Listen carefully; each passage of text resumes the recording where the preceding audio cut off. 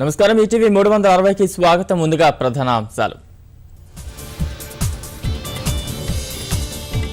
ప్రపంచ ఆర్థిక వేదిక సదస్సులో తెలంగాణ వాణి, రాష్ట్రంలో అవకాశాలపై ప్రసంగించనున్న ముఖ్యమంత్రి. కర్ణాటకలో వర్షాలతో తుంగభద్రకు జలకళ, సుంకేశ్వర నుంచి శ్రీశైలానికి చేరుతున్న వరద నీరు.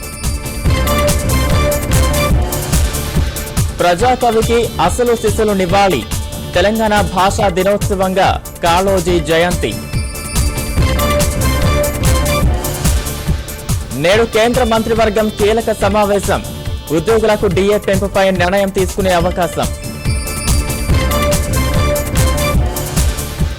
బీహార్లో పందెం రాయుళ్ల హల్చల్, ఎన్నికల ఫలితాల అంచనాలపై కోట్లలో బేరాలు.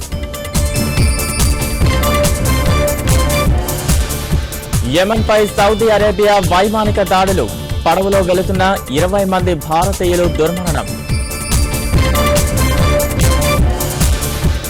ఎట్టకేలకు సిద్ధమైన స్వదేశీ శతఘ్ని ధనుష్, త్వరలో సైన్యం అమ్ముల పొదలోకి ప్రవేశం.